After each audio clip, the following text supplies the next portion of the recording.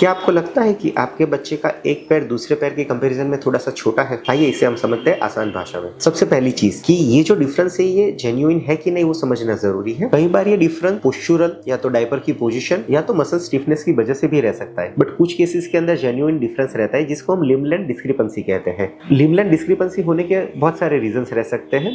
One of the common reason जो हम लोग कॉमनली देखते हैं which is DDH, developmental dysplasia of hip, जिसके अंदर बच्चों का जन्म से ही जो थापे का गोला रहता है वो सांधे के बाहर ही रहता है, जिसकी वजह से अपने को जो अफेक्टेड पांव है वो छोटा लगता है। और कुछ कंडीशंस की जिसके अंदर हड्डी बढ़ने की जो ग्रोथ प्लेट जिसको हम बोलते हैं वहां पे ड्यूरिंग इन्फेक्शन की वजह से या तो कुछ चोट लगने की वजह से वहां पे इंजरी हुई रहती है, और वो जैसे जैसे बच्चा ग्रो करता है वो अफेक्टेड लिम्ब का ग्रोथ उतना नहीं हो पाता है, जिसकी वजह से जो पांव में चोट लगी है वो पांव थोड़ा सा छोटा रह सकता है। और कुछ मेडिकल कंडीशंस भी रहती है जिसके अंदर जन्म से ही बच्चे का एक पांव दूसरे पांव की कंपैरिजन में थोड़ा सा छोटा रह सकता है।